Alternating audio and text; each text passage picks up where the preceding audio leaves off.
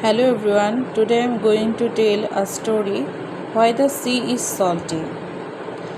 A long time ago, there were two brothers, one rich and one poor. One Christmas Eve, John, the poor one, had no food in the house.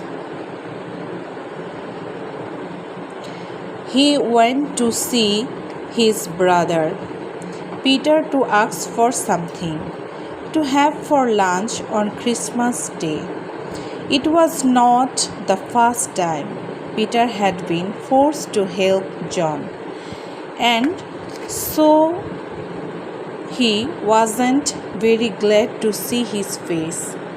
He said, "If you will do what I ask you to do, I will help you." Poor John was full of thanks and said he would do anything. "Well, here is the meat," said the rich brother. "Now go straight to Dead Man's Hall. I have given my word, so I must do as you say," said John.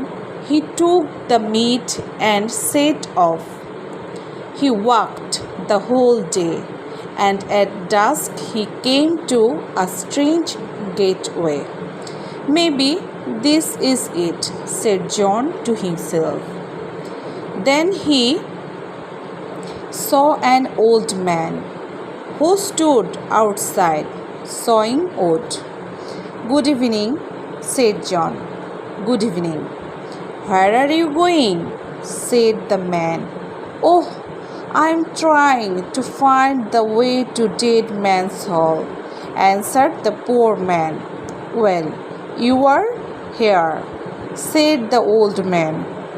"When you get inside, they will all offer to buy your meat, because meat is scarce in Dead Man's Hall.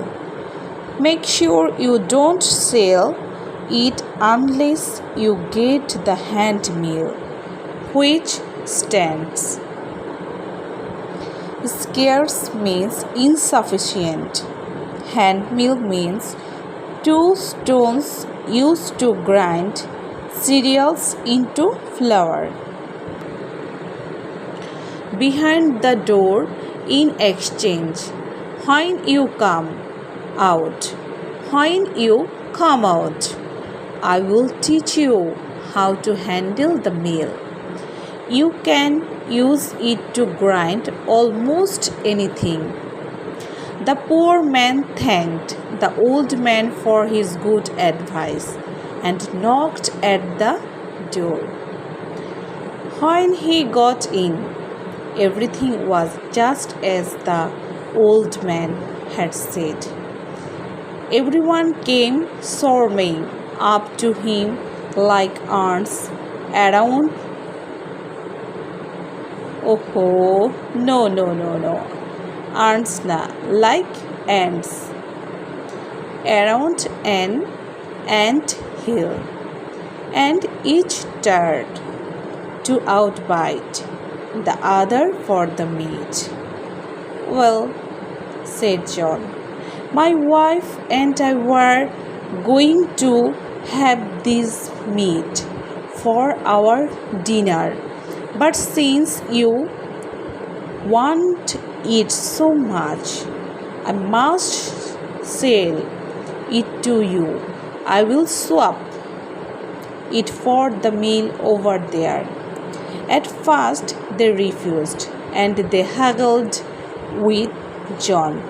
But John stuck to what he said, and at last they gave him the meal.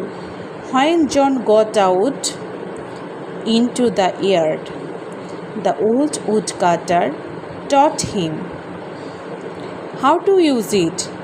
He thanked the woodcutter and went off home as fast as he could. It was very late when John got home. "Where "Where have you been?" said his worried wife. "I had to go a long way," said John, "but look at what I have got." He put the meal on the table and told it to grind lights, then a tablecloth, then meat, and so on till they had got everything that was nice for Christmas. The meal ground out whatever he told it to. His wife was astonished. They had everything they wanted and their stomachs were full. After a few days, he asked all his friends and kin to his house and gave a great feast. When his rich brother saw all that was on the table and all that was in the house, he grew quite spiteful and wild. He couldn't bear that his brother should have anything. "He came to me on Christmas Eve," Peter said. To the rest, he was begging because he had nothing, and now he gives a feast as if he were king. Peter turned to John and said, "Where did all this wealth come from?"